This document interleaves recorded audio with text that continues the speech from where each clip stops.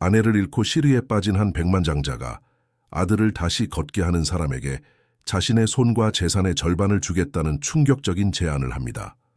어머니의 죽음 이후 휠체어에 의지한 채 침묵 속에 갇힌 소녀는 어떤 치료에도 반응하지 않습니다. 하지만 비슷한 비극으로 상처를 입은 겸손한 청소부는 아이에게 더 가까이 다가가기 위해 규칙을 어기기로 결심합니다. 그녀의 행동은 모두를 놀라게 했습니다. 이 이야기가 흥미로우셨다면 저희 채널을 구독해 주시고 어느 도시에서 시청하고 계신지 알려주시면 계속 이어나갈 수 있도록 하겠습니다.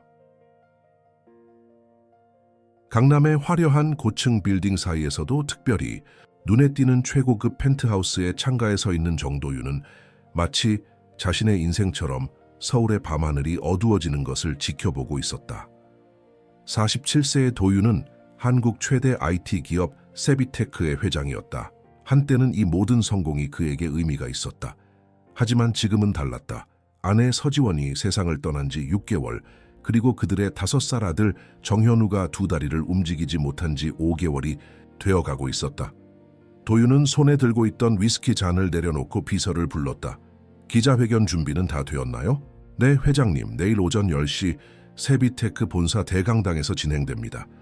주요 방송사와 신문사 모두 참석 확인했습니다. 도윤은 고개를 끄덕였다. 그의 눈에는 결단이 서려 있었다. 마지막 희망이라도 붙잡고 싶은 절박함이었다. 다음 날 아침 세비테크 대강당은 기자들로 가득 찼다. 모두가 IT 업계의 거인인 정도윤이 어떤 중대 발표를 할지 궁금해하고 있었다. 새로운 기술, 인수합병 아니면 은퇴 선언. 도윤이 단상에 올라서자 플래시 세례가 쏟아졌다. 그는 오늘만큼은 평소에 완벽한 비즈니스 슈트 대신 평범한 회색 셔츠와 검은색 바지를 입고 있었다. 그의 얼굴에는 피로와 고통의 흔적이 역력했다. 여러분, 오늘 저는 회사 대표가 아닌 한 아이의 아버지로서 이 자리에 섰습니다. 순간 기자들 사이에 웅성거림이 일었다. 제 아들 현우는 어머니를 잃은 후 충격으로 인해 걷지 못하게 되었습니다. 의학적으로는 어떤 신경학적, 물리적 손상도 없지만 아이는 더 이상 다리를 움직이지 않습니다. 도윤의 목소리가 살짝 떨렸지만 그는 단호하게 말을 이어갔다. 저는 아들을 다시 걷게 할 수 있는 사람을 찾고 있습니다. 그리고 그는 잠시 숨을 고르더니 계속했다. 제 아들을 다시 걷게 해주는 사람에게는 제 재산의 절반과 결혼을 약속하겠습니다. 기자회견장은 순식간에 혼란에 빠졌다. 카메라 플래시가 미친 듯이 터져 나왔고 기자들은 앞다퉈 질문을 쏟아냈다. 회장님, 이건 농담이십니까? 결혼은 어떤 의미입니까? 법적 결혼을 말씀하시는 건가요? 재산의 절반이라면 얼마나 되는 금액인가요? 도윤은 모든 질문에 차분하게 대답했다. 이것은 농담이 아닙니다. 저는 완전히 진지합니다. 법적인 결혼을 의미합니다. 제 재산의 절반은 현재 시가로 약 5천억 원에 달합니다. 모든 조건은 서면으로 작성되어 있으며 제 아들이 다시 걸을 수 있게 된다면 약속을 지킬 것입니다. 그의 발표는 즉시 전국 뉴스의 헤드라인을 장식했다. 5천억 원짜리 구원의 손길, 슬픔에 빠진 억만장자의 절박한 제안, 돈으로 살 수 없는 것을 사려는 아버지. 온라인상에서는 비판과 공감의 의견이 뒤섞였다. 자식을 위한 아버지의 간절함이 느껴진다. 돈으로 모든 걸 해결하려는 전형적인 재벌의 태도. 이건 결혼의 신성함을 모독하는 행위다. 그저 홍보를 위한 쇼가 아닐까. 도윤은 이 모든 반응을 예상했지만 그는 상관하지 않았다. 그에게는 오직 현우가 다시 걷게 되는 것만이 중요했다. 그날 밤 도윤은 현우의 방에 들어갔다. 아이는 휠체어에 앉아 창밖을 바라보고 있었다. 한때 활기차게 뛰어다니며 웃음소리로 집안을 가득 채우던 아이는 이제 거의 말도 하지 않았다. 현우야, 아빠가 왔어. 현우는 고개를 살짝 돌렸지만 반응은 없었다. 도윤은 아들 옆에 무릎을 꿇고 앉았다. 아빠가 약속할게. 꼭 네가 다시 걸을 수 있게 도와줄 거야.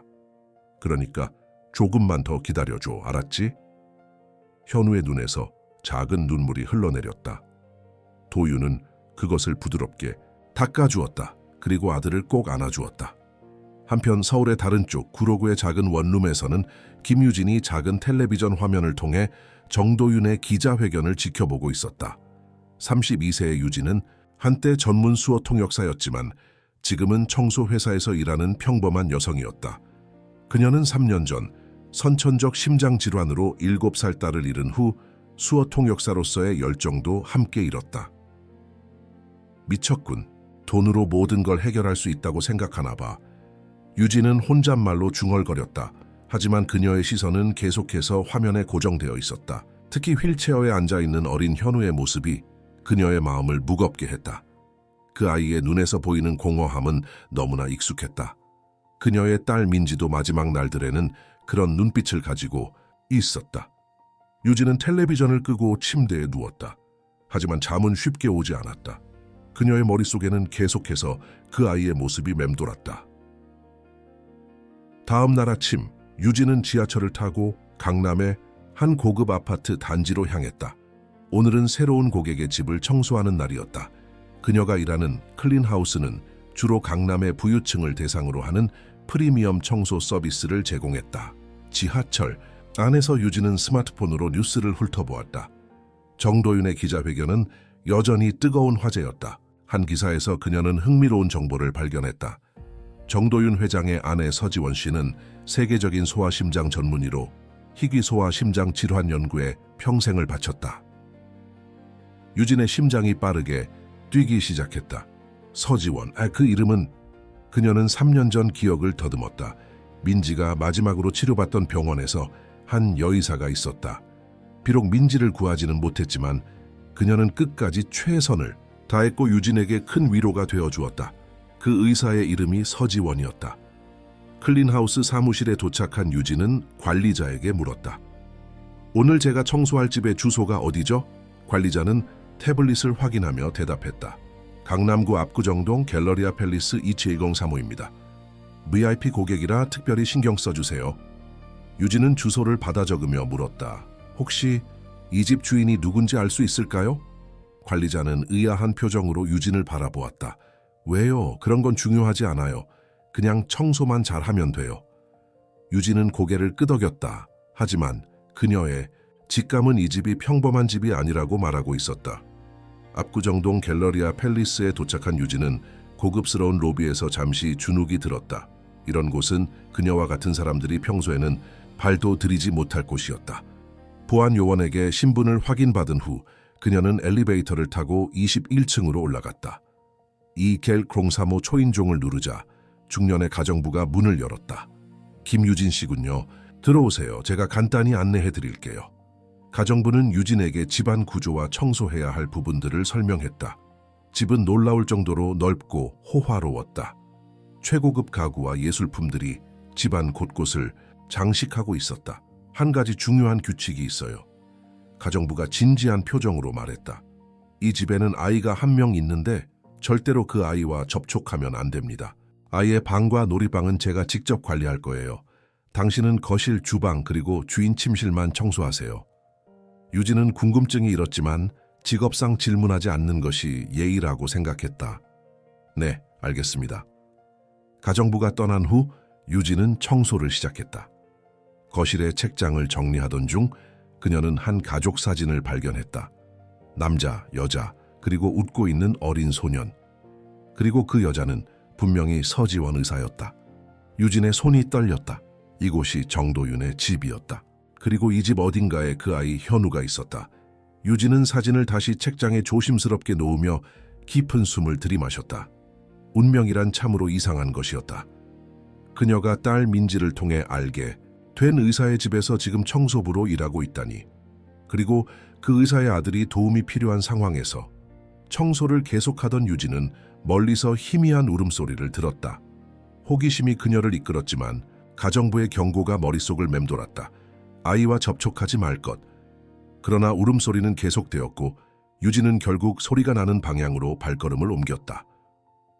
긴 복도 끝 반쯤 열린 문 너머로 그녀는 화려한 장난감들로 가득 찬 방을 볼 수 있었다. 그리고 창가 쪽에는 휠체어에 앉아있는 작은 소년이 있었다. 현우였다. 아이는 손에 들고 있던 작은 로봇 인형을 바닥에 떨어뜨린 채 울고 있었다. 유진은 망설였다. 규칙을 어기는 것은 위험했다. 하지만 슬퍼하는 아이를 그냥 지나칠 수는 없었다. 그녀는 조용히 방으로 들어가 바닥에 떨어진 장난감을 집어들었다. 이걸 떨어뜨렸구나. 현우는 놀란 듯 고개를 들었다. 그의 눈은 붉게 충혈되어 있었고 눈물이 아직도 뺨을 타고 흐르고 있었다. 유진은 로봇 인형을 아이에게 건네며 미소를 지었다. 괜찮아. 로봇은 다치지 않았어. 현우는 말없이 그녀를 바라보았다. 그의 눈에는 경계심과 호기심이 뒤섞여 있었다. 유진은 순간 자신의 딸 민지가 생각났다. 민지도 마지막 날들에는 이렇게 말없이 세상을 바라보곤 했다. 내 이름은 유진이야. 유진은 자연스럽게 수어를 섞어가며 말했다. 그녀의 손이 유진이라는 이름 수어를 그렸다. 너는 현우구나. 현우의 눈이 조금 커졌다. 손의 움직임에 관심을 보였다. 이건 내 이름을 손으로 표현한 거야. 유진이 다시 한번 유진이라는 수어를 보여주었다. 이렇게 손으로도 말할 수 있어. 현우는 여전히 말이 없었지만 그의 시선은 유진의 손에서 떨어지지 않았다. 유진은 조금 더 간단한 수어를 보여주었다. 이건 안녕이라는 뜻이야. 그녀는 손을 흔들었다. 그리고 이건 로봇. 그녀는 로봇 모양을 형상화하는 손동작을 만들었다. 현우의 작은 입가에 희미한 미소가 번졌다. 그는 조심스럽게 손을 들어 유진이 보여준 안녕이라는 수어를 따라했다. 어색하고 서툴렀지만 그것은 분명한 의사소통의 시도였다. 유진의 가슴이 벅차올랐다. 잘했어. 정말 똑똑하구나. 갑자기 뒤에서 날카로운 목소리가 들렸다.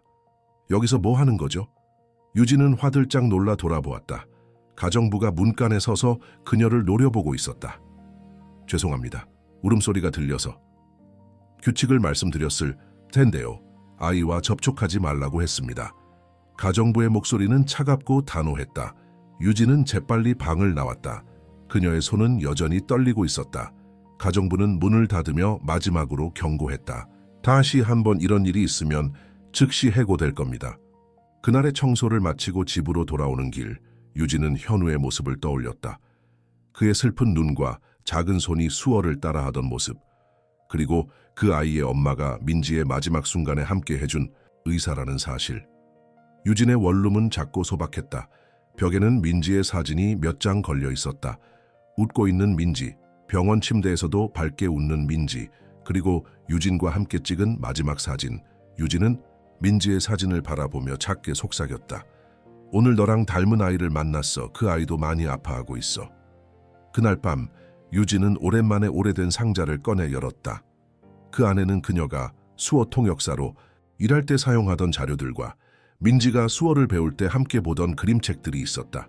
민지는 비록 청각장애가 있지는 않았지만 엄마의 직업에 관심을 가지고 함께 수어를 배우는 것을 즐겼다. 유진은 책장을 넘기며 생각했다. 아마도 현우에게는 지금 필요한 것이 몸의 치료가 아니라 마음의 치료일지도 몰라. 그녀는 민지가 가장 좋아하던 수어 동화책을 가방에 넣었다. 다음 청소날, 기회가 있다면 현우에게 보여주고 싶었다. 다음 날, 유진은 청소 업무에 더 집중했다. 가정부의 감시를 피해 현우의 방을 다시 찾아갈 수는 없었지만 우연한 만남을 기대하며 귀를 기울였다. 그러나 집안은 조용했고 현우의 모습은 보이지 않았다. 그렇게 몇 주가 지났다. 유진은 매주 2번 정도윤의 집을 청소했지만 현우와 다시 마주칠 기회는 오지 않았다. 가정부는 항상 그녀를 주시하고 있었고 현우의 방은 늘 굳게 닫혀 있었다. 그러던 어느 날 유진이 거실의 대형 창문을 닫고 있을 때였다. 문득 등 뒤에서 누군가 그녀를 지켜보는 느낌이 들었다. 돌아보니 현우가 휠체어를 타고 복도 끝에 서 있었다. 그들의 눈이 마주쳤고 유진은 조심스럽게 미소를 지었다. 가정부가 보이지 않는 것을 확인한 후 유진은 슬쩍 안녕이라는 수어를 보냈다. 현우의 얼굴에 작은 미소가 번졌다. 그는 어색하게 손을 들어 응답했다. 유진은 가방에서 작은 그림책을 꺼냈다. 민지가 좋아하던 수어 동화책이었다. 그녀는 조용히 현우에게 다가가 책을 건넸다. 이건 내 딸이 좋아하던 책이야. 수어로 이야기를 들려주는 책이지. 함께 볼래? 현우는 잠시 망설이다가 고개를 끄덕였다. 유진은 근처 소파에 앉아 현우의 휠체어를 그녀 옆으로 가져왔다. 그리고 책을 펼쳐 작은 목소리로 이야기를 읽어주기 시작했다. 이야기를 읽으며 그녀는 중요한 단어들을 수어로 표현했다. 옛날 옛적에 작은 별이 있었어요. 유진은 별이라는 수어를 보여주었다. 그 별은 너무 외로워서 친구를 찾고 있었죠. 그녀는 친구와 찾다라는 수어를 만들었다. 현우는 집중하여 책과 유진의 손을 번갈아 바라보았다. 그리고 가끔은 조심스럽게 수어를 따라했다. 그의 작은 손가락이 별, 친구라는 단어를 만들려고 노력했다. 이야기가 끝날 무렵 현우는 완전히 집중하고 있었다. 그의 눈에는 오랜만에 생기가 돌아온 것 같았다. 다음에 또 읽어줄게. 괜찮을까? 유진이 물었다. 현우는 고개를 끄덕였다. 그리고 처음으로 입을 열었다. 그의 목소리는 오랫동안 사용하지 않아 쉰 목소리였다. 책 좋아요. 유진의 눈에 눈물이 고였다. 그것은 작은 승리였다. 그때 갑자기 문이 열리고 정도윤이 들어왔다.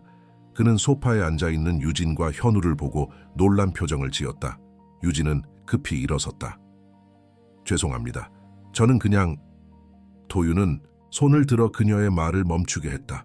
그의 시선은 현우에게 고정되어 있었다. 현우야, 무슨 일이니? 현우는 처음에는 아버지를 바라보기만 했다. 그리고 조심스럽게 손을 들어 책이라는 수어를 만들었다. 책 읽었어요, 아빠. 도윤의 눈이 커졌다. 그는 몇 달 만에 처음으로 아들의 목소리를 들은 것이다. 그는 유진을 바라보았다. 그의 눈에는 의문과 희망이 뒤섞여 있었다. 당신은 누구죠? 우리 아들과 무슨 관계입니까? 유진은 긴장하며 대답했다. 김유진이라고 합니다. 클린하우스 소속 청소부입니다.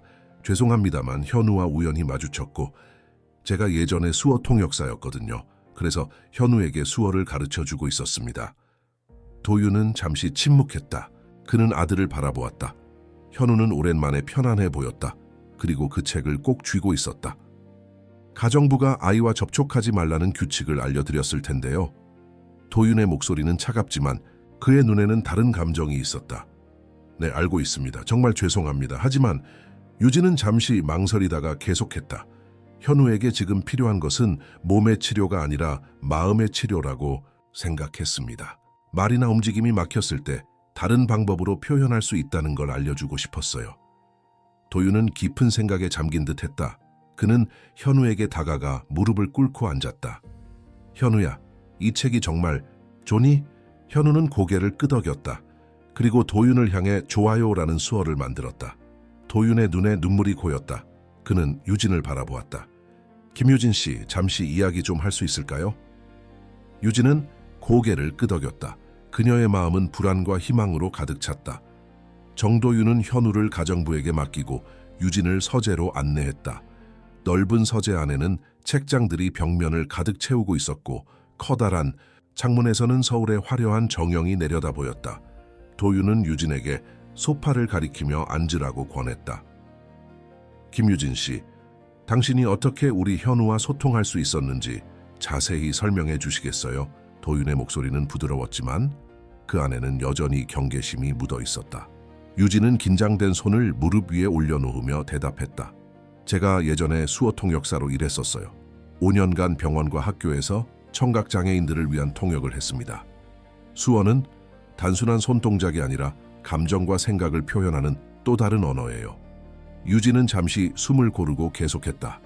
현우는 말을 하지 않고 몸도 움직이지 않지만 그의 마음은 여전히 표현하고 싶어 해요. 수어는 그에게 새로운 소통 방법을 제공할 수 있어요. 몸이 움직이지 않아도 손가락으로라도 자신을 표현할 수 있다는 것, 그것이 현우에게 도움이 될 거라고 생각했습니다. 도윤은 잠시 침묵했다. 그는 창밖을 바라보며 생각에 잠겼다. 당신이 왜 수어 통역사를 그만두고 청소부가 되었는지 물어봐도 될까요? 유진의 표정이 어두워졌다. 그녀는 잠시 망설이다 대답했다. 제 딸이 있었어요. 민지라고. 선천성 심장 질환을 가지고 태어났죠. 제가 수어 통역사로 일하면서 민지도 함께 수어를 배웠어요. 그 아이가 3년 전에 떠났어요. 유진의 목소리가 흔들렸다. 그 후로 통역사 일을 계속할 수가 없었습니다. 매번 아이들을 볼 때마다 민지가 생각나서. 도윤의 눈빛이 바뀌었다.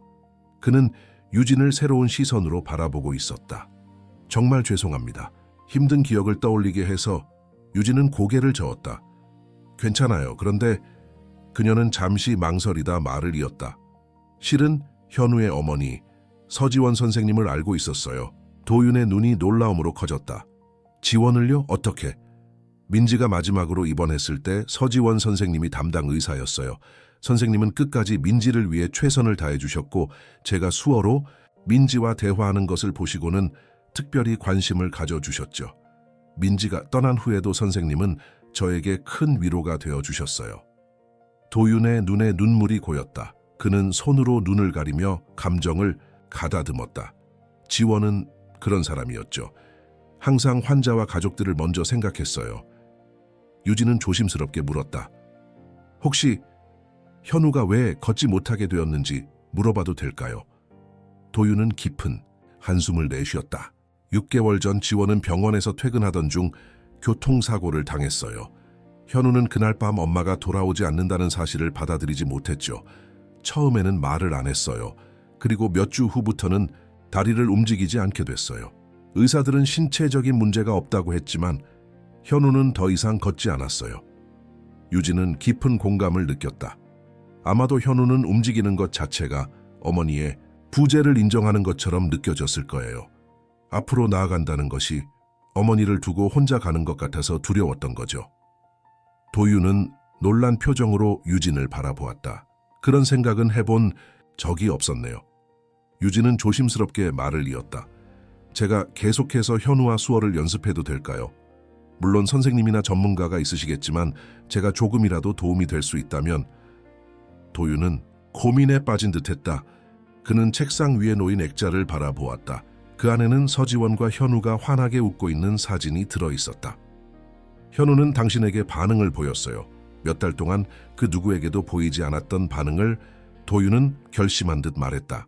일단 일주일만 시도해보죠. 매일 2시간씩 현우와 함께 시간을 보내세요. 청소는 다른 사람이 대신할 겁니다. 당신은 오직 현우에게만 집중하세요. 유진의 얼굴에 환한 미소가 번졌다. 정말 감사합니다. 최선을 다하겠습니다. 다음 날부터 유진은 매일 오후 2시에 정도윤의 집을 방문했다. 처음에는 가정부의 냉랭한 시선이 따라다녔지만 도윤의 지시에 따라 그녀는 현우와의 시간을 방해받지 않을 수 있었다. 유진은 현우에게 매일 새로운 수어를 가르쳤다. 기본적인 인사부터 시작해서 감정 표현, 일상적인 물건의 이름까지 현우는 놀라운 속도로 배웠다. 그의 작은 손가락은 점점 더 자신감 있게 움직였고 때로는 입으로도 단어를 따라 말했다. 이건 행복하다야. 유진은 양손을 가슴 앞에서 위로 올리며 설명했다. 그리고 이건 슬프다. 그녀는 손가락으로 눈에서 뺨으로 눈물이 흐르는 모양을 만들었다. 현우는 조심스럽게 슬프다라는 수어를 따라했다. 그리고 작은 목소리로 말했다. 엄마가 없어서 슬퍼요. 유진은 가슴이 저며오는 듯한 아픔을 느꼈다. 그녀는 현우의 어깨를 부드럽게 안았다. 그래, 그럴 수 있어. 슬픔을 표현해도 괜찮아. 그녀는 자신의 목걸이를 꺼냈다. 작은 천사 모양의 펜던트가 달린 목걸이였다. 이건 내 딸 민지를 생각하며 항상 가지고 다니는 거야. 민지도 하늘나라에 있거든. 가끔 너무 보고 싶을 때는 이 목걸이를 잡고 민지에게 말을 해. 듣고 있는 것 같거든. 현우는 호기심, 어린 눈으로 목걸이를 바라보았다. 그는 작은 손을 뻗어 펜던트를 만졌다. 엄마도 천사가 됐어요. 유진은 따뜻한 미소를 지었다. 그럴 거야. 아주 멋진 천사가 되어서 너를 항상 지켜보고 있을 거야. 어느 날 유진은 현우와 함께 그림 그리기를 시작했다. 그림을 통해 자신의 감정을 표현하는 방법을 가르쳐주고 싶었다. 현우는 처음에는 망설였지만 곧 열심히 색연필을 움직이기 시작했다. 뭘 그리고 싶어? 유진이 물었다며 현우는 잠시 생각하더니 수어로 대답했다. 가족. 그는 종이 위에 세 사람을 그렸다. 아빠, 엄마, 그리고 자신, 그리고 엄마 위에는 날개를 그렸다. 유진은 그림을 보며 미소 지었다. 정말 멋진 그림이네. 이건 너희 가족이구나. 현우는 고개를 끄덕였다. 그리고 그림 한켠에 작은 여자아이도 그렸다. 그 아이에게도 날개가 있었다. 민지. 그가 작은 목소리로 말했다. 유진의 눈에 눈물이 고였다. 현우는 민지와 자신의 엄마가 함께 천사가 되어 지켜보고 있다고 상상한 것이다. 그녀는 현우를 부드럽게 안아주었다. 그들의 수업은 점점 발전했다. 유진은 단순한 수어를 넘어 동화책을 함께 읽고 그림을 그리고 때로는 간단한 게임도 했다. 현우는 조금씩 자신의 감정을 더 많이 표현하게 되었다. 그리고 가끔은 휠체어에 앉아 상체를 움직이며 리듬에 맞춰 손뼉을 치기도 했다. 도윤은 종종 이들의 수업을 조용히 지켜보았다. 그는 문 뒤에 서서 웃고 떠드는 아들의 모습을 바라보며 눈시울을 붉혔다. 몇 달 동안 보지 못했던 현우의 미소를 다시 볼 수 있게 된 것이다. 어느 날 도윤은 유진의 수업이 끝난 후 그녀를 다시 서재로 불렀다. 김유진 씨, 정말 놀랍습니다. 현우가 이렇게 반응할 줄은 몰랐어요. 도윤의 목소리에는 진심 어린 감사가 담겨 있었다. 심리치료사도 물리치료사도 해내지 못한 일을 당신이 해냈어요. 유진은 쑥스럽게 미소 지었다. 현우는 정말 똑똑한 아이예요. 그저 자신을 표현할 방법이 필요했을 뿐이죠. 도윤은 잠시 망설이더니 말을 이었다. 혹시 저에게도 수어를 가르쳐 주실 수 있을까요? 현우와 더 깊이 소통하고 싶어요. 유진의 눈이 놀라움으로 커졌다. 물론이죠. 정말 좋은 생각입니다. 그날부터 유진은 현우와의 수업 후 도윤에게도 기본적인 수어를 가르쳤다. 처음에는 서툴렀지만 도윤은 놀라운 집중력으로 빠르게 배웠다.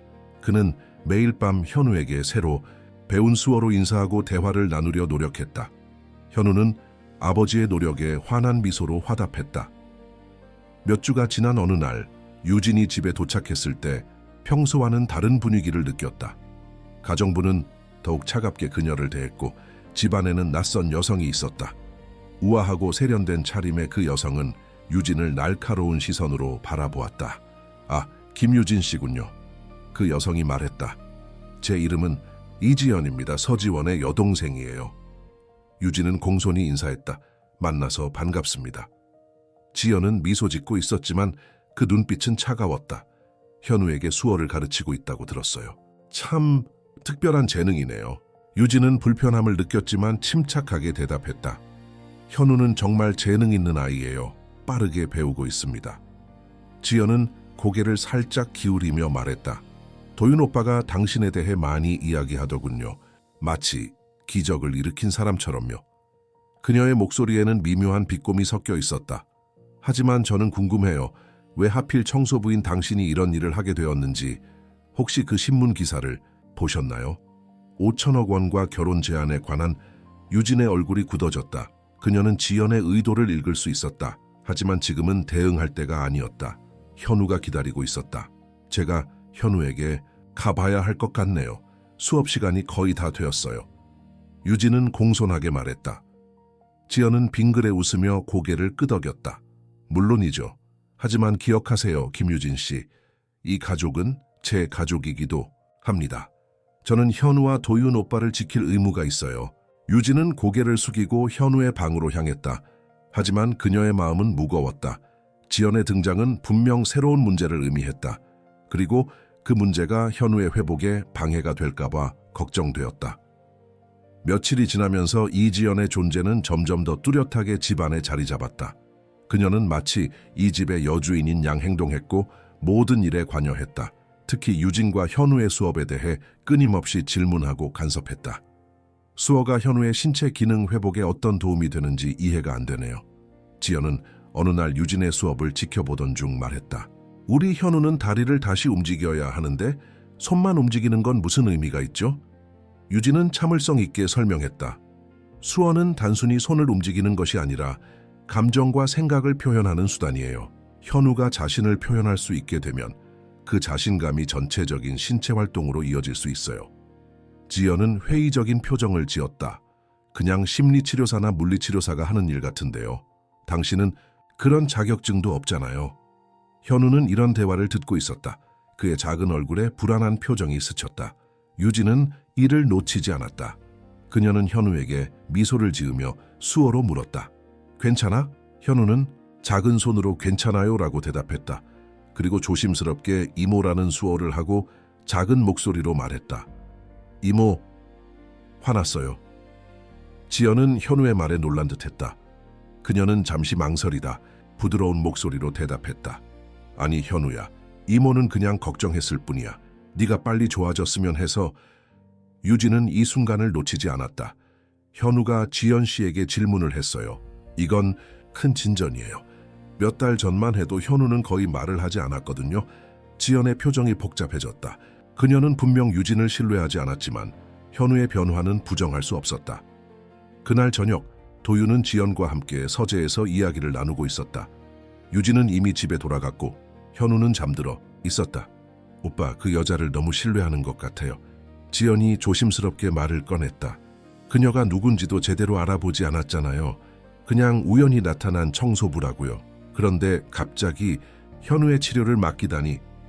도윤은 피로한 표정으로 손으로 얼굴을 문질렀다. 지연아, 나도 처음에는 의심했어. 하지만 유진 씨는 정말 현우에게 도움이 되고 있어. 몇 달 동안 어떤 전문가도 해내지 못한 일을 그녀가 해냈어.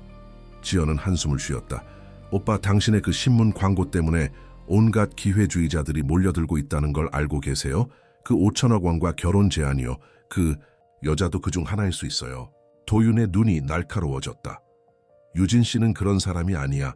그녀는 한 번도 그 광고에 대해 언급한 적이 없어. 그리고 그녀가 현우를 진심으로 걱정한다는 건 누가 봐도 알 수 있어. 오빠는 너무 순진해요. 지연이 고개를 저었다. 그 여자의 배경에 대해 뭘 알아요? 정말로 수어 통역사였는지, 정말로 딸이 있었는지 확인해 봤어요. 도윤은 잠시 침묵했다. 그는 실제로 유진의 배경을 깊이 조사하지는 않았다. 그저 현우에게 도움이 된다는 사실만으로 그녀를 신뢰했다. 내가 조사해 볼게요. 지연이 결심한 듯 말했다. 오빠와 현우를 위해서라도 그녀가 정말 믿을 수 있는 사람인지 확인해야 해요. 다음 날 유진이 도착했을 때 도윤이 직접 그녀를 맞이했다. 그의 표정은 평소보다 조금 더 경직되어 있었다. 김유진 씨, 오늘은 잠시 이야기 좀 나눌 수 있을까요? 도윤이 서재로 그녀를 안내했다. 유진은 불안한 마음으로 따라갔다. 서재에 들어서자 도윤은 책상 뒤에 앉아 그녀를 바라보았다. 유진 씨, 솔직히 말해서 우리가 서로에 대해 아는 것이 별로 없다는 생각이 들었어요. 제가 유진 씨의 과거나 배경에 대해 제대로 알아보지 않은 채 현우를 맡긴 것이 좀 경솔했던 것 같아요. 유진은 마음이 무거워졌다. 분명 지연의 영향이었다. 하지만 그녀는 이해했다. 아버지로서 도윤의 걱정은 당연한 것이었다. 물론이에요. 제 배경에 대해 궁금하신 것이 있으시면 뭐든지 물어보세요. 유진은 침착하게 대답했다. 도윤은 책상 위에 서류 몇 장을 들여다보았다. 수어 통역사로 일했다고 하셨는데 어디서 일하셨나요? 서울 세민병원과 한빛 특수학교에서 주로 일했어요. 5년간 정규직 통역사로 근무했습니다. 그리고 간간히 프리랜서로 다른 기관들에서도 일했고요. 유진은 차분히 대답했다. 도윤은 고개를 끄덕이며 메모를 했다. 그리고 따님에 대해 말씀해 주실 수 있을까요? 유진의 눈에 순간 아픔이 스쳤다. 그녀는 깊은 숨을 들이마시고 말했다. 민지는 선천성 심장 질환을 가지고 태어났어요. 세브란스 병원에서 주로 치료를 받았고 마지막에는 서울대병원 소아심장센터로 옮겼습니다. 그곳에서 서지원 선생님을 만났죠. 민지는 7살 때 떠났어요. 도윤의 얼굴에 동정의 빛이 스쳤다. 정말 죄송합니다. 괜한 질문을 해석해 유진은 고개를 저었다. 괜찮아요. 이해합니다. 현우의 아버지로서 당연히 확인하셔야죠. 도윤은 잠시 침묵했다가 조심스럽게 물었다. 그럼 제 기자회견과 제안에 대해서는 어떻게 생각하세요? 솔직히 말씀해 주세요. 유진은 예상치 못한 질문에 잠시 당황했다. 그러나 곧 진심을 담아 대답했다. 솔직히 말씀드리자면 처음에는 이해할 수 없었어요. 돈으로 모든 것을 해결하려는 것처럼 보였거든요. 하지만 현우를 만나고 나서 당신의 절박함을 이해하게 되었어요. 부모가 자식을 위해 할 수 있는 일이라면 무엇이든 한다는 것, 그 마음을 이해합니다. 도윤의 눈빛이 부드러워졌다. 그렇군요. 그럼 당신은 그 제안에 관심이 있으신가요? 유진은 단호하게 대답했다. 아니요. 저는 그런 것에 관심이 없어요. 제가 현우를 돕고 싶은 이유는 단 하나, 민지를 통해 서지원 선생님의 도움을 받았기 때문이에요. 그리고 현우가 제게 민지를 떠올리게 해요. 도움이 필요한 아이를 그냥 지나칠 수 없었어요. 도윤은 유진의 대답에 깊은 감명을 받은 듯 했다. 그는 자리에서 일어나 창가로 걸어갔다. 유진 씨, 솔직히 말해서 지연이 당신에 대해 의심을 품고 있어요. 그녀는 당신이 돈과 결혼, 제안 때문에 접근했다고 생각해요. 유진은 슬픈 미소를 지었다. 예상했어요. 하지만 괜찮아요. 저는 오직 현우가 중요할 뿐이에요. 그 아이가 다시 웃고 말하고 언젠가는 걷게 되는 그것만이 제 목표입니다. 도윤은 깊은 생각에 잠겨 창밖을 바라보았다. 잠시 후 그는 결심한 듯 유진을 향해 돌아섰다. 앞으로도 현우를 도와주세요. 지연이 무슨 말을 하든 제가 당신을 믿어요. 유진의 눈에 안도의 빛이 돌았다. 감사합니다. 실망시키지 않도록 노력할게요. 그날 수업에서 유진은 평소보다 더 열정적이었다. 그녀는 현우에게 더 많은 감정 표현, 수어를 가르쳤고 함께 그림책을 읽으며 이야기 속 캐릭터의 감정을 수어로 표현하는 방법을 알려주었다. 현우는 점점 더 적극적으로 수업에 참여했다. 그는 이제 완전한 문장으로 자신의 생각을 표현할 수 있었고 간단한 대화도 가능해졌다. 무엇보다 그의 눈에 생기가 돌아오기 시작했다. 수업이 끝날 무렵 현우가 유진에게 물었다. 선생님, 내일도 와요? 유진은 환하게 웃으며 대답했다. 물론이지, 내일도 올 거야. 현우는 잠시 망설이다가 조심스럽게 물었다. 영원히 우리랑 있어요. 유진의 가슴이 뭉클해졌다. 그녀는 현우의 작은 손을 잡았다. 현우야, 내가 할 수 있는 한 오랫동안 너와 함께 할게. 약속할게. 그날 저녁 유진이 집으로 돌아가려고 할 때였다. 엘리베이터 앞에서 지연이 그녀를 기다리고 있었다. 김유진 씨, 잠깐 이야기 좀 할 수 있을까요? 지연의 목소리는 차갑고 단호했다. 유진은 긴장했지만 침착하게 대답했다. 네, 물론이죠. 지연은 주변을 둘러보고 낮은 목소리로 말했다. 당신이 뭘 하려는 건지 모르겠지만 이 가족에게서 떨어지는 게 좋을 거예요. 오빠는 지금 정신적으로 취약한 상태예요. 현우에 대한 걱정 때문에 판단력이 흐려져 있죠. 유진은 침착하게 대응했다. 저는 그저 현우를 돕고 싶을 뿐이에요. 다른 의도는 없습니다. 지연은 냉소적인 웃음을 지었다. 정말요? 5천억 원과 결혼이라는 제안이 당신을 끌어들이지 않았다고요? 저는 그 제안에 관심이 없어요. 유진이 단호하게 말했다. 저에게는 오직 현우의 회복만이 중요합니다. 지연은 고개를 살짝 기울이며 말했다. 알아봤어요. 당신에 대해 딸을 잃었다는 이야기는 사실인 것 같더군요. 하지만 그 후에 당신이 어떤 상태였는지도요. 심리적 불안정, 우울증, 그리고 딸의 병원비 때문에 상당한 빚이 있다고 들었어요. 유진의 얼굴이 창백해졌다. 그것은 사실이었다. 민지의 치료를 위해 그녀는 모든 것을 쏟아부었고 결국 빚더미에 앉게 되었다. 지연은 계속했다. 돈이 절실히 필요한 사람이 갑자기 억만장자의 집에 나타나서 그의 아들과 특별한 유대감을 형성하고 이상하지 않나요? 유진의 눈에 분노와 슬픔이 교차했다. 당신이 어떻게 생각하든 저는 현우를 진심으로 걱정해요. 그 아이는 제 도움이 필요해요. 그리고 저도 현우를 통해 치유받고 있어요. 지연은 차갑게 대답했다. 감동적인 이야기네요. 하지만 조심하세요, 김유진 씨. 저는 오빠와 현우를 지킬 거예요. 당신이 정말로 그들에게 해를 끼치려 한다면 가만히 있지 않을 겁니다. 유진은 지연의 시선을 똑바로 마주했다. 저는 현우를 돕기 위해 여기 있어요. 그 아이가 다시 웃고 말하고 걷게 되는 것, 그것이 제 유일한 목표입니다. 당신이 믿든 안 믿든 저는 계속해서 최선을 다할 겁니다. 지연은 잠시 유진을 관찰하더니 아무 말 없이 돌아섰다. 유진은 무거운 마음으로 엘리베이터에 올랐다. 그녀의 진심이 언젠가는 지연에게도 전해질 수 있기를 바랄 뿐이었다. 이지연은 자신의 의심을 확신으로 바꾸기 위해 본격적인 조사에 들어갔다. 그녀는 개인 탐정을 고용하여 김유진의 과거를 파헤치기 시작했다. 유진이 수어 통역사로 일했던 병원과 학교, 민지의 의료 기록, 그녀의 재정 상태까지 모든 것을 샅샅이 조사했다. 한편 유진과 현우의 수업은 계속해서 발전했다. 현우는 이제 수어로 복잡한 감정을 표현할 수 있었고 간단한 문장을 말하는 것도 가능해졌다. 그는 여전히 휠체어에 의존했지만 상체를 더 자유롭게 움직이기 시작했다. 특히 수업 중에 음악을 틀면 현우는 리듬에 맞춰 몸을 흔들고 손뼉을 치는 것을 즐겼다. 도윤은 아들의 변화에 깊은 감동을 받았다. 그는 유진에게 더 많은 신뢰를 보내기 시작했고 자신도 수어를 열심히 배워 현우와 소통하려 노력했다. 아버지와 아들이 함께 수어로 대화하는 모습은 유진에게 큰 보람을 주었다. 그러나 지연의 냉랭한 시선은 계속되었다. 그녀는 종종 유진과 현우의 수업을 지켜보며 의심의 눈초리를 보냈고 도윤에게도 끊임없이 경고했다. 오빠, 그 여자를 너무 신뢰하면 안 돼요. 현우가 조금 나아진 것은 사실이지만 그녀의 진짜 의도는 아직 모르잖아요. 도윤은 점점 지연의 경고에 지쳐가고 있었다. 지연아, 넌 유진 씨의 노력을 직접 보잖아. 현우가 얼마나 달라졌는지도.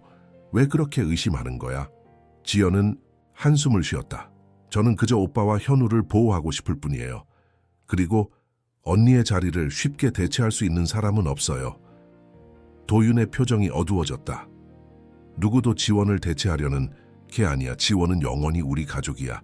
하지만 우리는 계속 살아가야 해. 그날 저녁, 지연은 탐정으로부터 최종 보고서를 받았다. 그녀는 서재에 앉아 서류를 꼼꼼히 읽었다. 유진의 기본적인 이력은 모두 사실이었다. 그녀는 실제로 5년간 수어 통역사로 일했고 딸 민지는 심장질환으로 세상을 떠난 것이 맞았다. 그리고 서지원 의사와의 연결도 확인되었다. 그러나 보고서에는 지연의 관심을 끄는 내용도 있었다. 민지가 세상을 떠난 후 유진은 심각한 우울증에 시달렸다. 한동안 정신과 치료를 받았고 자살 시도로 입원한 기록도 있었다.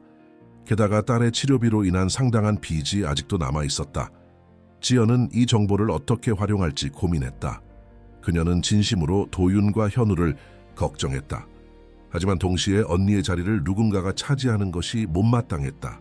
특히 그 사람이 아무것도 가진 것 없는 청소부라면 더욱 그랬다. 다음 날 지연은 유진이 현우와 수업을 마친 후 그녀를 불러 세웠다. 김유진 씨, 당신의 과거에 대해 좀 더 알게 되었어요. 지연이 차갑게 말했다. 유진은 긴장했지만 침착하게 대답했다. 무슨 말씀이신가요? 지연은 서류 봉투를 꺼냈다.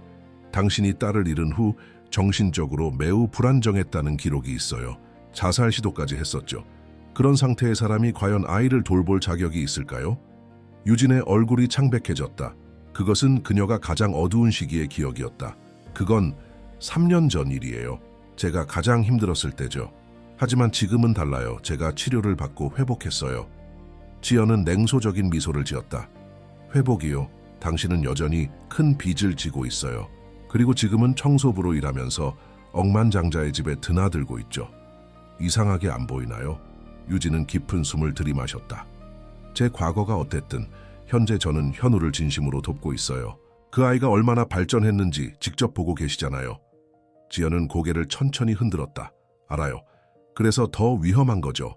당신은 현우와 정서적 유대감을 형성했어요. 그 아이는 당신에게 의존하게 되었고 오빠도 마찬가지예요. 그리고 당신은 그것을 이용할 수 있어요. 유진의 눈에 분노가 일었다. 저는 그런 사람이 아니에요. 제가 현우에게 진심이라는 것을 어떻게 증명해야 할까요? 지연은 서류를 다시 봉투에 넣으며 말했다. 증명할 필요 없어요. 그냥 떠나세요. 현우가 당신에게 정서적으로 더 의존하기 전에, 오빠가 당신에게 더 마음을 열기 전에 지금 떠나는 것이 모두에게 가장 좋을 거예요. 유진은 충격을 받았다. 제가 떠나길 원하세요? 지연은 단호하게 대답했다. 그게 최선이에요. 만약 거부한다면 이 모든 정보를 오빠에게 보여줄 수밖에 없어요. 자살 시도, 정신과 치료, 빚. 오빠가 이 모든 것을 알면 어떻게 생각할 것 같아요? 그가 정신적으로 불안정한 사람에게 아들을 맡길까요? 유진은 말문이 막혔다. 그녀는 자신의 과거가 이렇게 무기가 될 줄은 몰랐다. 도윤이 이 사실을 알면 어떻게 반응할지, 그리고 무엇보다 현우와 헤어져야 한다는 생각에 가슴이 찢어지는 듯했다. 시간을 주세요. 유진이 마침내 말했다. 갑자기 사라지면 현우가 충격을 받을 거예요. 적어도 제대로 작별 인사를 할 수 있게 해주세요. 지연은 잠시 생각하더니 고개를 끄덕였다. 일주일을 드릴게요. 그동안 자연스럽게 거리를 두세요. 그리고 일주일 후에는 완전히 떠나야 해요. 유진은 무거운 마음으로 고개를 끄덕였다. 그녀는 자신의 원룸으로 돌아와 밤새 울었다. 민지를 잃은 후 처음으로 삶의 의미를 찾게 해준 현우와 헤어져야 한다는 생각은 견디기 힘들었다. 다음 날부터 유진은 지연의 요구대로 조금씩 현우와의 거리를 두기 시작했다. 그녀는 수업 시간을 줄이고 더 많은 일을 현우 혼자 하도록 격려했다. 하지만 현우는 금세 변화를 눈치챘다. 선생님, 왜 슬퍼요? 어느 날 현우가 수어로 물었다. 유진은 억지로 미소를 지었다. 아니야, 현우야. 선생님은 괜찮아. 하지만 현우는 고개를 저었다. 아니에요. 선생님 눈이 슬퍼요. 그는 자신이 배운 슬프다라는 수어를 정확히 표현했다. 유진의 눈에 눈물이 고였다. 현우는 이미 감정을 정확히 읽을 수 있을 만큼 성장해 있었다. 현우야, 선생님이 조금 힘든 일이 있어서 그래. 하지만 괜찮아. 우리는 계속 함께 수업할 거야. 그것은 거짓말이었다. 유진은 이미 일주일 후에는 현우를 다시 볼 수 없다는 사실을 알고 있었다. 그 생각만으로도 가슴이 아팠다. 수업이 끝난 후 도윤이 유진을 불렀다. 유진 씨, 무슨 일 있으세요? 요즘 좀 달라 보여요. 유진은 도윤의 진심 어린 걱정에 더욱 마음이 아팠다. 아, 조금 개인적인 일이 있어서요.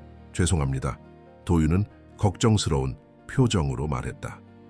도움이 필요하면 언제든 말씀해 주세요. 유진 씨가 우리 가족에게 해준 일을 생각하면 제가 도울 수 있는 일이라면 뭐든지 하고 싶어요. 유진은 고개를 숙였다. 그녀는 도윤에게 진실을 말하고 싶었다. 지연이 그녀를 떠나게 하려 한다는 것, 그녀의 과거를 무기로 삼고 있다는 것을. 하지만 그렇게 한다면 도윤과 지연 사이에 갈등을 일으킬 것이고 그것은 현우에게도 좋지 않을 것이다. 감사합니다. 하지만 제가 알아서 해결할 수 있어요. 걱정하지 마세요. 유진은 억지로 미소를 지었다. 일주일이 거의 끝나갈 무렵 유진은 현우에게 작별 인사를 어떻게 해야 할지 고민했다. 그녀는 마지막 선물로 특별한 것을 준비했다. 작은 수첩에 기본적인 수어 그림과 설명을 정리하고 그동안 현우와 함께 찍은 사진들을 붙였다. 그리고 마지막 페이지에는 천사 모양의 작은 펜던트를 테이프로 붙였다. 그것은 그녀가 민지를 기억하며 항상 가지고 다니던 목걸이였다. 마지막 수업날, 유진은 평소보다 더 많은 활동을 현우와 함께 했다. 그들은 그림을 그리고 책을 읽고 음악에 맞춰 춤을 추었다. 현우는 그날따라 특별히 활기차고 행복해 보였다. 수업이 끝날 무렵 유진은 조심스럽게 수첩을 꺼냈다. 현우야, 이건 선생님이 너에게 주는 특별한 선물이야. 현우는 호기심 어린 눈으로 수첩을 받았다. 그는 천천히 페이지를 넘기며 수어 그림과 사진들을 보았다. 마지막 페이지의 펜던트를 발견했을 때 그의 눈이 커졌다. 이건 선생님 목걸이? 현우가 놀라서 물었다. 유진은 고개를 끄덕였다. 응, 이건 민지를 기억하게 해주는 특별한 목걸이야. 이제는 네가 가져. 이 목걸이를 볼 때마다 선생님을 기억해줘. 현우의 얼굴에 혼란스러운 표정이 스쳤다. 왜요? 선생님 어디 가요? 유진은 가슴이 찢어지는 듯한 고통을 느꼈다. 그녀는 최대한 침착하게 설명했다. 선생님이 잠시 멀리 가야 해. 하지만 현우는 이제 수어도 배웠고 많이 좋아졌으니까 혼자서도 잘 할 수 있을 거야. 현우의 눈에 눈물이 고였다. 안 돼요. 선생님 가지 마세요. 그는 수어와 함께 외쳤다. 유진은 눈물을 참으며 현우를 안았다. 현우야, 때로는 헤어짐도 필요한 거야. 하지만 선생님은 항상 너를 생각할 거야. 그리고 이 목걸이가 우리를 연결해 줄 거야. 현우는 흐느끼며 유진을 꽉 안았다. 싫어요, 선생님. 가지 마세요. 그 순간 문이 열리고 지연이 들어왔다. 그녀는 울고 있는 현우와 유진을 보고 얼굴을 찡그렸다. 무슨 일이에요? 유진은 현우에게서 천천히 떨어져 나와 대답했다. 아무것도 아니에요. 현우가 조금 감정적인 상태일 뿐이에요. 지연은 차갑게 말했다. 수업은 이제 끝난 것 같네요. 현우야, 이모랑 같이 가자. 간식 먹을 시간이야. 현우는 고개를 저으며 유진의 팔을 꽉 잡았다. 싫어요. 선생님이랑 더 있을 거예요. 지연은 놀란 표정으로 현우를 바라보았다. 그리고 유진에게 의심의 눈길을 보냈다. 뭐라고 했어요? 현우에게 무슨 말을 한 거예요? 유진은 침착하게 대답했다. 아무것도 아니에요. 그냥. 하지만 그녀의 말은 현우에 의해 중단되었다. 선생님이 가버린대요. 선생님 보내지 마세요. 현우는 눈물을 흘리며 소리쳤다. 지연의 얼굴이 굳어졌다. 그녀는 유진을 노려보았다. 밖에서 이야기합시다. 유진은 현우의 손을 부드럽게 풀며 말했다. 현우야, 잠시만 기다려. 금방 돌아올게. 그녀는 지연을 따라 복도로 나갔다. 지연은 문을 닫자마자 화를 냈다. 뭐 하는 짓이에요? 왜 현우에게 떠난다고 말한 거죠? 자연스럽게 거리를 두라고 했잖아요. 유진은 단호하게 대답했다. 거짓말을 할 수 없었어요. 현우는 이미 제 감정을 읽을 수 있어요. 그리고 저도 그 아이와 헤어지는 것이 너무 힘들어요. 지연은 냉소적으로 웃었다. 정말 좋은 연기네요. 하지만 이제 그만해요. 오늘로 여기 오는 건 끝이에요. 내일부터는 오지 마세요. 유진은 마지막 힘을 내어 말했다. 현우에게 마지막 인사는 하게 해주세요. 제대로 된 작별 인사를. 지연은 고개를 저었다. 필요 없어요. 이미 충분히 현우를 혼란스럽게 했어요. 이제 가세요. 다시는 돌아오지 마세요. 유진의 눈에서 눈물이 흘러내렸다. 그녀는 마지막으로 현우의 방을 바라보았다. 문 안에서 현우의 울음소리가 들렸다. 그녀는 작별 인사도 제대로 하지 못한 채 떠나야 했다. 유진이 사라진 후 현우는 급격히 상태가 악화되었다. 그는 다시 입을 다물고 누구와도 말하지 않게 되었다. 심지어 수어로도 의사 표현을 하지 않았다. 그는 대부분의 시간을 창밖을 바라보거나 유진이 남긴 수첩을 보며 보냈다. 천사 펜던트는 항상 그의 작은 손에 꼭 쥐어져 있었다. 도윤은 아들의 갑작스러운 변화에 당황했다. 그는 유진에게 연락을 시도했지만 그녀는 전화를 받지 않았다. 결국 그는 클린하우스에 문의했고 유진이 갑자기 사직했다는 사실을 알게 되었다. 도대체 무슨 일이 있었던 거야? 도윤은 지연에게 물었다. 유진 씨가 왜 갑자기 사라진 거지? 현우가 이렇게 상태가 나빠질 정도로 무슨 일이 있었던 거야? 지연은 조심스럽게 대답했다. 오빠, 사실 내가 알아본 바로는 유진 씨가 개인적인 문제가 있었던 것 같아요. 아마 그래서 갑자기 떠나게 된 거겠죠. 도윤은 의심스러운 눈으로 지연을 바라보았다. 지연아, 네가 뭔가 알고 있지? 솔직히 말해봐. 지연은 한숨을 쉬었다. 오빠, 사실 유진 씨에 대해 조사를 했어요. 그녀가 딸을 잃은 후 정신적으로 매우 불안정했다는 기록이 있었고 자살 시도까지 했었어요. 그리고 상당한 빚도 있었고요. 도윤의 눈이 커졌다. 그래서 그게 그녀가 떠나게 된 이유와 무슨 상관이 있는데? 지연은 망설이다가 결국 진실을 털어놓았다. 제가 그녀에게 이 모든 정보를 오빠에게 알리겠다고 했어요. 그리고 현우와 오빠를 위해 떠나라고 요구했어요. 도윤의 얼굴이 분노로 일그러졌다. 네가 뭐라고? 어떻게 그럴 수 있어? 누구한테 허락을 받고 그런 짓을 한 거야? 지연은 방어적으로 대답했다. 오빠를 보호하기 위해서였어요. 그녀는 정신적으로 불안정하고 재정적으로 절박한 상황이었어요. 그런 사람이 오빠의 돈과 제안에 접근한 건 분명 이유가 있을 거예요. 도윤은 화가 나서 소리쳤다. 그건 네가 판단할 문제가 아니야. 유진 씨가 어떤 과거를 가지고 있든 그녀는 현우에게 도움이 되고 있었어. 넌 그걸 직접 봤잖아. 지연의 눈에 눈물이 고였다. 저는 그저 언니의 가족을 지키고 싶었어요. 오빠와 현우가 누군가에게 이용당하는 걸 볼 수 없었어요. 도윤은 깊은 한숨을 쉬었다. 지연아, 내 마음은 이해해. 하지만 넌 큰 실수를 했어. 지금 현우가 어떤 상태인지 봐.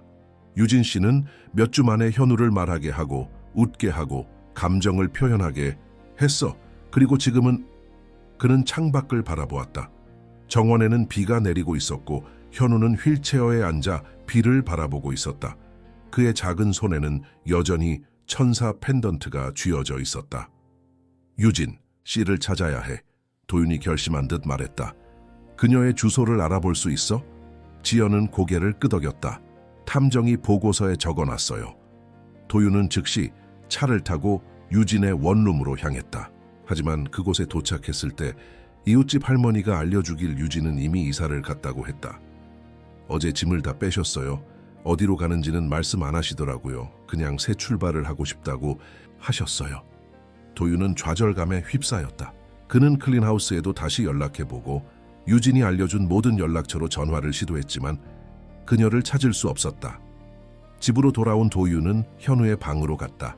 현우는 여전히 창가에 앉아 비를 바라보고 있었다. 현우야, 도윤이 부드럽게 불렀다. 유진 선생님이 많이 보고 싶구나. 현우는 천천히 아버지를 바라보았다. 그의 눈에는 눈물이 고여 있었다. 그는 작은 손으로 보고 싶어요 라는 수어를 만들었다. 도윤의 마음이 아팠다. 그는 현우 옆에 무릎을 꿇고 앉았다. 아빠가 유진 선생님을 찾아볼게. 꼭 찾을 거야. 약속할게. 그날 밤 도윤은 지연과 다시 이야기를 나누었다. 내일 기자회견을 열 거야. 유진 씨를 공개적으로 찾겠다고 발표할 거야. 지연은 놀란 표정으로 물었다. 정말요? 하지만 그럼 오빠의 첫 번째 제안처럼 되는 거 아닌가요? 5천억 원과 결혼. 도윤은 고개를 저었다. 아니, 이번에는 달라. 난 그저 유진 씨에게 돌아와 달라고 부탁할 거야. 현우를 위해서. 그리고 우리 가족을 위해서. 지연은 복잡한 표정으로 도윤을 바라보았다. 오빠, 설마 유진 씨를... 도윤은 조용히 대답했다. 그래, 난 그녀를 사랑하기 시작했어.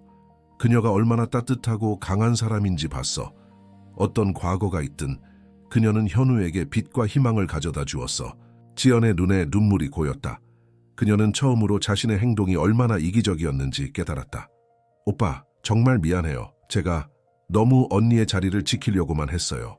하지만 언니도 오빠와 현우가 행복하기를 바랐을 거예요. 도윤은 부드럽게 지연의 손을 잡았다. 알아, 지연아. 네가 우리를 사랑하기 때문에 그런 거라는 걸. 하지만 이제는 우리가 앞으로 나아갈 시간이야. 다음 날 도윤은 예정대로 기자회견을 열었다. 많은 기자들이 참석했고 그들은 모두 도윤이 어떤 중대 발표를 할지 궁금해했다. 도윤은 차분하게 마이크 앞에 섰다. 여러분, 몇 달 전 제가 절박한 마음으로 기자회견을 열었던 것 기억하시죠? 제 아들을 걷게 해주는 사람에게 재산과 결혼을 약속했습니다. 오늘 저는 그 약속을 철회하려고 합니다. 기자들 사이에서 웅성거림이 일었다. 제가 깨달은 것은 돈이나 계약으로 진정한 치유와 사랑을 살 수 없다는 것입니다.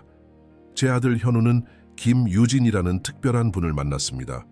그녀는 청소부로 우리 집에 왔지만 그녀의 따뜻함과 지혜로 현우의 마음을 열었습니다. 그녀 덕분에 현우는 다시 말하기 시작했고 감정을 표현하게 되었습니다. 도윤은 잠시 숨을 고르고 계속했다. 하지만 지금 유진 씨는 사라졌습니다. 그리고 현우는 다시 침묵 속으로 돌아갔습니다. 그래서 저는 오늘 공개적으로 김유진 씨에게 부탁드립니다. 돌아와 주세요. 더 이상 계약이나 조건은 없습니다. 그저 우리 가족의 일원으로, 현우의 선생님으로, 그리고 가능하다면 제 인생의 동반자로. 기자들은 열광적으로 질문을 쏟아냈지만 도윤은 더 이상의 말 없이 기자회견장을 떠났다. 그는 이제 유진이 이 소식을 듣고 연락해 오기를 기다릴 뿐이었다. 하지만 며칠이 지나도 유진으로부터 아무런 소식이 없었다. 도윤은 점점 더 초조해졌다. 그는 심지어 사설 탐정까지 고용해 유진을 찾으려 했지만 그녀는 마치 흔적도 없이 사라진 것 같았다. 그러던 어느 날 도윤이 회사 일을 마치고 늦게 집에 돌아왔을 때였다. 가정부가 급하게 그를 맞았다. 회장님, 큰일이에요. 현우 도련님이 사라졌어요. 도윤의 얼굴이 창백해졌다. 뭐라고? 언제부터? 어디에? 저녁 식사 후에 방에 계신 줄 알았는데 확인해보니 안 계셨어요. 집안을 다 찾아봤지만 어디에도 없어요. 도윤은 즉시 현우의 방으로 달려갔다. 방은 비어 있었고 휠체어도 없었다. 그는 창가로 가서 밖을 내다보았다. 밤이 깊어 어둠이 내려앉은 정원이 보였다.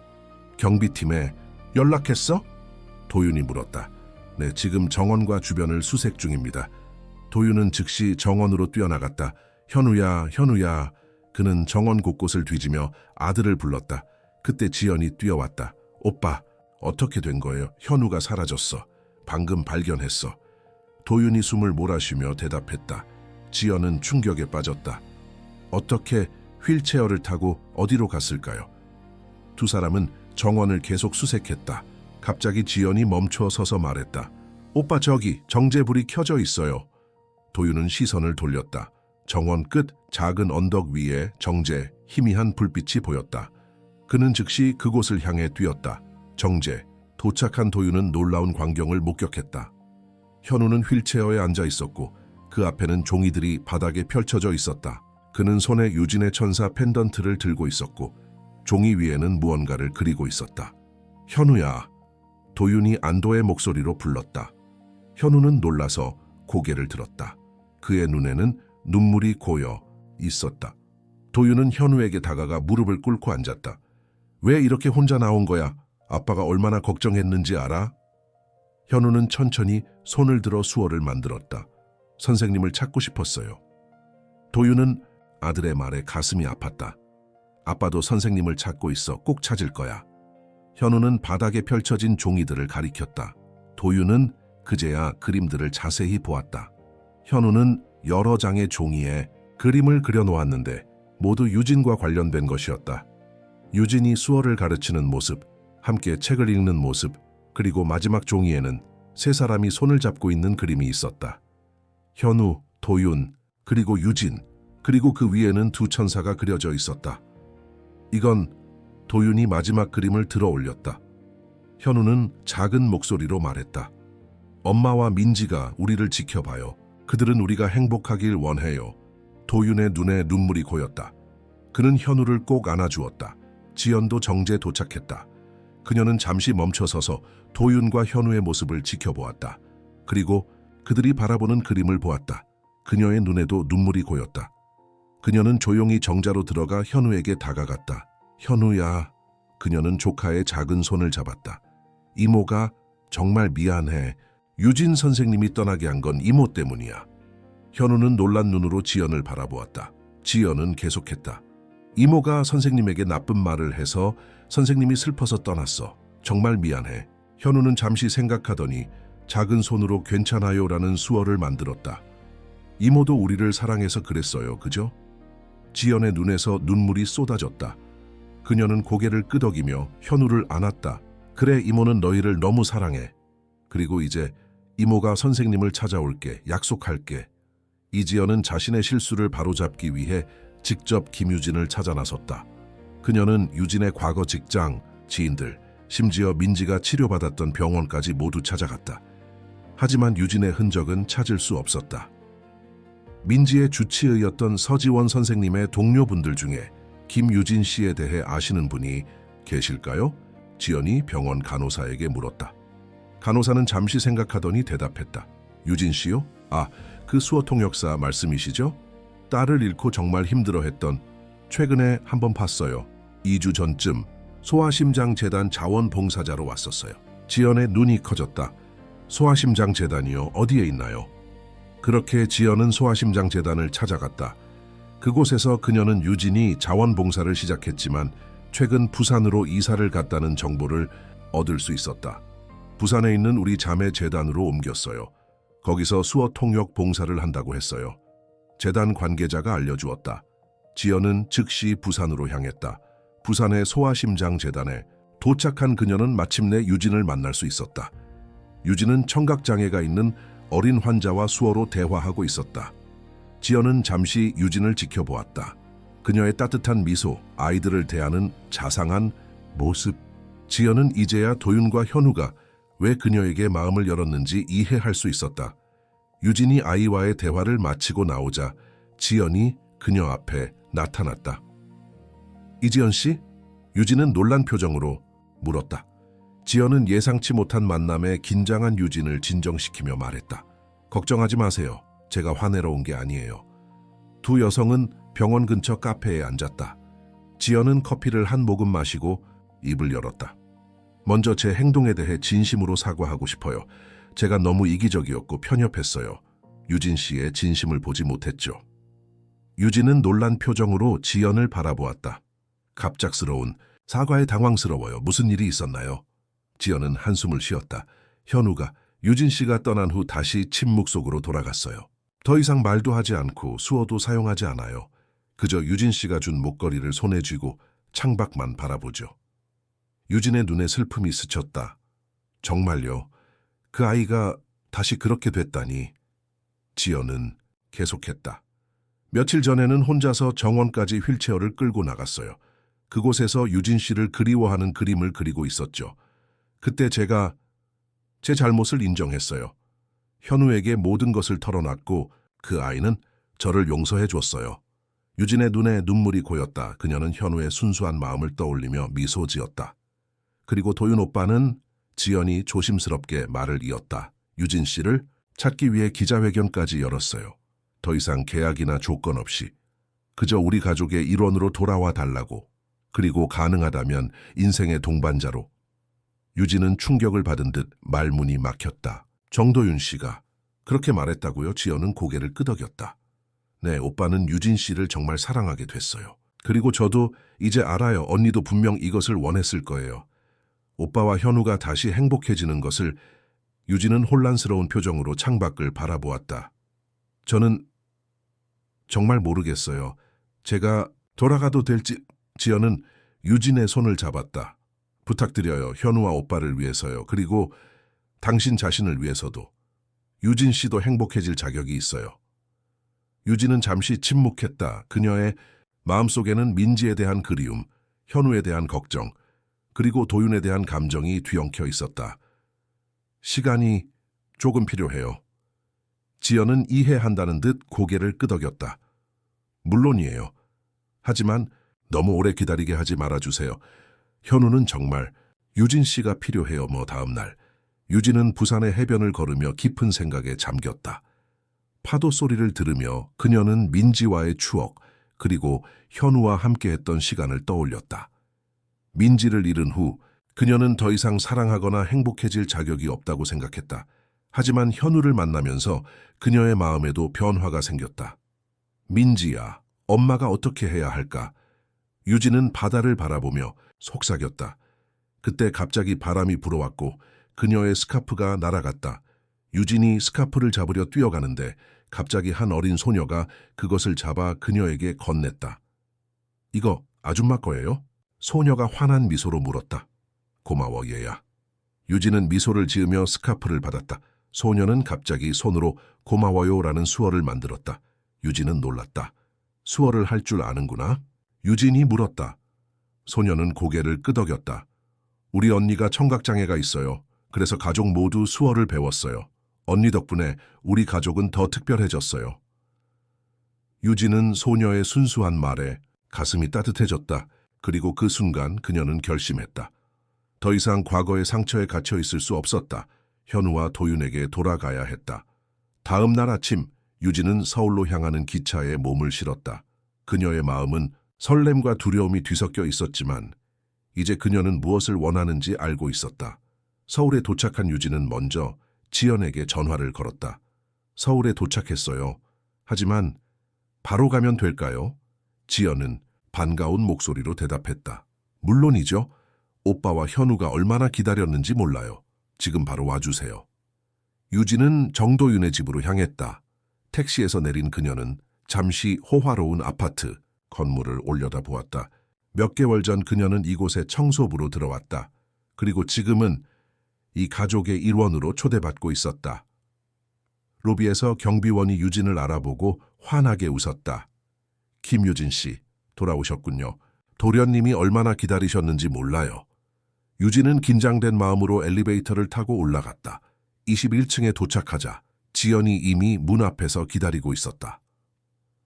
유진 씨, 지연이 반갑게 맞이했다. 정말 와주셔서 감사해요. 지연은 유진을 안으로 안내했다. 현우는 정원에 있어요. 오빠와 함께요. 제가 현우에겐 아무 말도 안 했어요. 깜짝 놀라게 해주고 싶었거든요. 유진은 심장이 빠르게 뛰는 것을 느꼈다. 그녀는 천천히 정원으로 향했다. 유리문을 통해 그녀는 도윤과 현우의 모습을 볼 수 있었다. 도윤은 무릎을 꿇고 현우의 휠체어 옆에 앉아 무언가를 이야기하고 있었다. 유진은 조용히 문을 열고 정원으로 나갔다. 부드러운 봄바람이 그녀의 머리카락을 살짝 흩뜨렸다. 현우야, 유진이 부드럽게 불렀다. 현우와 도윤이 동시에 고개를 돌렸다. 현우의 눈이 믿을 수 없다는 듯이 커졌다. 그리고 도윤의 얼굴에는 놀라움과 기쁨이 번졌다. 선생님, 현우가 외쳤다. 그것은 몇 주 만에 처음으로 그가 내는 목소리였다. 유진은 눈물을 참으며 현우에게 다가갔다. 현우는 휠체어에서 몸을 일으켜 팔을 뻗었다. 유진은 그를 꼭 안아주었다. 보고 싶었어요. 선생님, 현우가 흐느끼며 말했다. 나도 너무 보고 싶었어, 현우야. 유진이 대답했다. 미안해, 갑자기 떠나서. 현우는 작은 손으로 유진의 얼굴을 만졌다. 그리고 목에서 천사 펜던트를 꺼냈다. 항상 가지고 다녔어요. 선생님이 돌아오길 기다렸어요. 유진의 눈에서 눈물이 흘러내렸다. 그녀는 현우를 더욱 꼭 안아주었다. 도윤은 조용히 그들을 지켜보다가 천천히 다가왔다. 유진, 다시. 그의 목소리에는 감사와 기쁨이 담겨 있었다.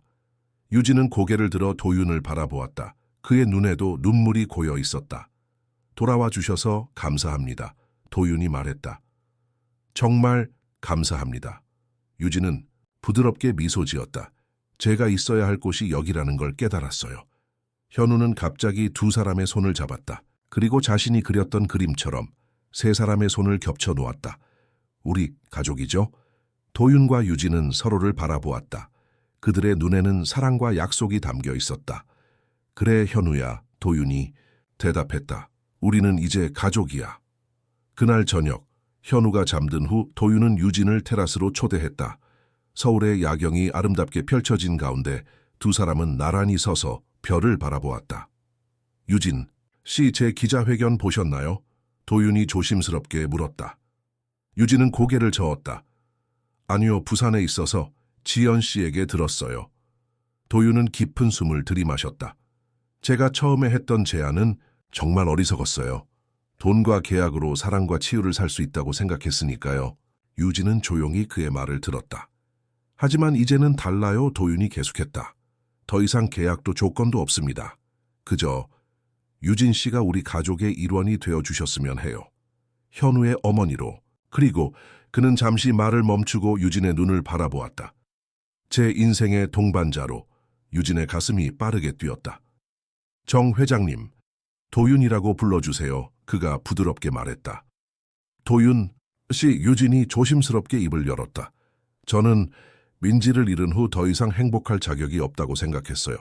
그런데 현우를 만나고 당신을 만나면서 다시 마음이 열리기 시작했어요. 도윤은 조심스럽게 유진의 손을 잡았다. 저도 지원을 잃은 후 같은 생각이었어요. 하지만 유진 씨가 우리에게 가르쳐준 것처럼 우리는 계속해서 앞으로 나아가야 해요. 함께라면 더 강해질 수 있을 거예요. 유진의 눈에 눈물이 고였다. 저도 같은 마음이에요. 도윤은 주머니에서 작은 상자를 꺼냈다. 그 안에는 아름다운 목걸이가 들어있었다. 천사 모양의 펜던트가 아닌 미래라는 수어를 형상화한 디자인이었다. 이건 우리의 새로운 시작을 의미하는 선물이에요. 도윤이 설명했다. 제가 특별히 디자인했어요. 미래라는 수어죠. 유진은 감동해서 목걸이를 바라보았다. 정말 아름다워요. 도윤은 조심스럽게 목걸이를 유진의 목에 걸어주었다. 당장 모든 것을 약속하지는 않아요. 그저 함께 미래를 향해 나아갈 기회를 주세요. 유진은 목걸이를 만지며 미소 지었다. 네, 함께 한 걸음씩 나아가요. 도윤은 조심스럽게 유진을 안았다. 그들의 마음속에는 서로에 대한 사랑과 잃어버린 이들에 대한 그리움, 그리고 새로운 시작에 대한 희망이 함께 있었다. 그날 밤 유진은 현우의 방을 마지막으로 확인했다. 아이는 평화롭게 잠들어 있었고 그의 작은 손에는 여전히 천사 펜던트가 쥐어져 있었다. 유진은 현우의 이마에 부드럽게 키스했다. 이제 언제나 내 곁에 있을게, 현우야. 그녀는 속삭였다. 약속할게. 봄이 완전히 찾아온 어느 날, 유진은 현우와 함께 집 근처 공원에서 수업을 진행하고 있었다. 이제 유진은 정식으로 현우의 치료사이자 가족의 일원으로 집에서 함께 살고 있었다. 지난 몇 주 동안 현우는 놀라운 변화를 보여주었다. 그는 다시 말하기 시작했고 감정을 활발하게 표현했다. 그리고 무엇보다 그의 상체는 이전보다 훨씬 더 자유롭게 움직이게 되었다. 현우야, 오늘은 특별한 수업을 할 거야. 유진이 미소를 지으며 말했다. 우리 몸으로 이야기를 표현해 볼까? 현우는 호기심 어린 눈으로 고개를 끄덕였다. 유진은 작은 블루투스 스피커를 꺼내 음악을 틀었다. 부드러운 피아노 멜로디가 공원에 퍼졌다. 이 음악이 뭐라고 말하는 것 같아? 유진이 물었다. 현우는 잠시 생각하더니 대답했다. 슬픈데 희망도 있어요. 유진은 미소를 지었다. 맞아. 정말 잘 표현했어. 이제 우리 몸으로 그 감정을 표현해 볼까? 그녀는 천천히 움직이기 시작했다. 처음에는 몸을 웅크리며 슬픔을 표현하다가 점점 팔을 뻗고 하늘을 향해 올리며 희망을 나타냈다. 현우는 휠체어에 앉아 그 모습을 지켜보았다. 이제 내 차례야. 할 수 있어? 유진이 격려했다. 현우는 망설였지만 곧 작은 손을 들어 유진의 움직임을 따라 했다. 그는 천천히 팔을 뻗고 작은 어깨를 움직였다. 처음에는 어색했지만 점점 자연스러워졌다. 정말 잘하고 있어. 유진이 기뻐했다. 그때 현우가 갑자기 말했다. 선생님, 저도 일어서고 싶어요. 유진은 놀랐지만 침착하게 대답했다. 정말? 그럼 한번 해볼까? 내가 도와줄게. 그녀는 조심스럽게 현우에게 다가가 양손을 내밀었다. 현우는 잠시 망설이다 유진의 손을 잡았다. 그의 작은 손이 떨리고 있었다. 천천히 해도 돼. 서두르지 마. 유진이 부드럽게 말했다. 먼저 깊게 숨을 쉬고 내 다리를 느껴봐. 엄마가 항상 널 지켜보고 있어. 그리고 나도 여기 있어. 현우는 깊게 숨을 들이마셨다. 그리고 휠체어의 팔걸이를 꽉 붙잡고 천천히 몸을 일으키기 시작했다. 그의 다리는 오랫동안 사용하지 않아 약했지만 의지가 담긴 눈빛은 강했다. 그래, 잘하고 있어. 천천히. 유진이 격려했다. 현우는 마침내 일어섰다. 그의 다리는 떨리고 있었고 유진의 손을 꽉 잡고 있었지만 그는 서 있었다. 처음으로 몇 달 만에 자신의 두 발로 서 있었다. 해냈어. 현우가 기쁨에 찬 목소리로 외쳤다. 유진의 눈에 눈물이 고였다. 정말 대단해, 현우야. 너는 정말 용감하고 강한 아이야. 그때 공원 입구에서 도윤이 나타났다. 그는 회사 일을 마치고 현우와 유진을 데리러 온 참이었다. 도윤은 서 있는 현우를 보고 충격을 받은 듯 걸음을 멈췄다. 현우야. 도윤의 목소리가 떨렸다. 현우는 아버지를 향해 환하게 웃었다. 아빠, 보세요. 제가 서 있어요. 도윤은 뛰어와 현우 앞에 무릎을 꿇었다. 그의 눈에는 믿을 수 없다는 표정과 함께 기쁨의 눈물이 고여 있었다. 정말 대단해, 현우야. 현우는 아버지를 향해 작은 한 발을 내딛었다. 그것은 불안정하고 떨리는 한 발이었지만 몇 달 만의 첫 걸음이었다. 도윤은 팔을 벌려 아들을 맞이했다. 아빠, 현우가 한 발 더 내딛으며 불렀다. 그리고 마침내 현우는 아버지의 품에 안겼다. 도윤은 아들을 꼭 안아주었고 두 사람의 눈에서는 기쁨의 눈물이 흘러내렸다. 유진도 감동의 눈물을 흘리며 그 모습을 지켜보았다. 유진 씨, 고마워요. 도윤이 고개를 들어 유진을 바라보며 말했다. 당신이 없었다면 이런 날은 오지 않았을 거예요. 유진은 고개를 저었다. 아니에요, 현우가 해낸 거예요. 그 아이의 강인함과 용기가 이 모든 것을 가능하게 했어요. 도윤은 한 손을 뻗어 유진을 자신들 곁으로 불렀다. 유진은 다가가 현우와 도윤과 함께 포옹했다. 그들은 마치 오랫동안 함께했던 가족처럼 자연스럽게 어우러졌다. 그날 밤 현우는 침대에 누워 유진에게 책을 읽어달라고 부탁했다. 그것은 예전에 함께 읽었던 수어 동화책이었다. 선생님, 현우가 물었다. 이제 정말 우리 엄마가 되는 거예요? 유진은 부드럽게 미소 지었다. 그게 네가 원하는 거니? 현우는 고개를 끄덕였다. 네, 그리고 아빠도 원해요. 저도 봤어요, 아빠가 선생님을 바라보는 눈빛. 유진은 놀라서 웃음을 터뜨렸다. 정말 눈치가 빠르구나. 그래서 정말 우리 엄마가 될 거예요? 현우가 다시 물었다. 유진은 천천히 고개를 끄덕였다. 시간이 좀 필요하지만 그래, 너희 가족이 되고 싶어. 현우는 기쁨에 찬 표정으로 자신의 그림 수첩을 꺼냈다. 그는 새로운 그림을 유진에게 보여주었다. 그림 속에는 세 사람이 손을 잡고 있었고 그 위로 두 천사가 미소 짓고 있었다. 엄마와 민지는 우리가 행복하면 좋아할 거예요. 현우가 말했다. 그들도 행복할 거예요. 유진의 눈에 눈물이 고였다. 그녀는 현우를 부드럽게 안아주었다. 그래, 그들은 분명히 행복할 거야. 몇 주 후 도윤은 유진과 현우를 데리고 특별한 여행을 떠났다. 그들은 강원도의 아름다운 산속 별장으로 향했다. 그곳에서 도윤은 특별한 저녁 식사를 준비했다. 테이블에는 촛불이 켜져 있었고 꽃으로 아름답게 장식되어 있었다. 현우는 이제 짧은 거리는 혼자서 걸을 수 있게 되었다. 그는 자랑스럽게 테이블까지 걸어가 자리에 앉았다. 오늘은 특별한 날이에요. 도윤이 말했다. 우리 가족이 공식적으로 함께하는 첫 번째 날이니까. 그는 작은 상자를 꺼냈다. 그 안에는 아름다운 반지가 들어있었다. 유진 씨, 제 인생의 동반자가 되어주시겠어요? 현우의 어머니가 되어주시겠어요? 유진은 감동에 벅차 말문이 막혔다. 그녀의 눈에서는 행복의 눈물이 흘러내렸다. 네, 정말 그러고 싶어요. 현우는 기쁨에 찬 박수를 쳤다. 야호, 이제 우리는 진짜 가족이에요. 도윤은 유진의 손에 반지를 끼워주었다. 그리고 현우는 자신의 주머니에서 작은 종이를 꺼냈다. 그것은 그가 직접 만든 카드였다. 카드 안에는 영원히 함께해요라는 문구와 세 사람의 그림이 그려져 있었다. 이건 내가 만든 거예요. 현우가 자랑스럽게 말했다. 우리 가족 약속 카드예요. 유진과 도윤은 감동에 벅차 현우를 함께 안아주었다. 그들의 마음은 사랑과 감사로 가득 찼다.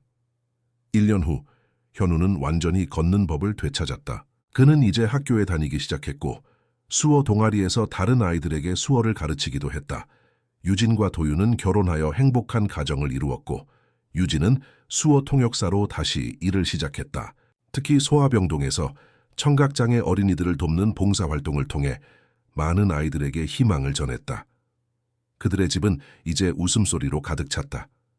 도윤은 예전의 냉정하고 엄격한 CEO가 아니라 가족을 소중히 여기는 따뜻한 아버지가 되었다.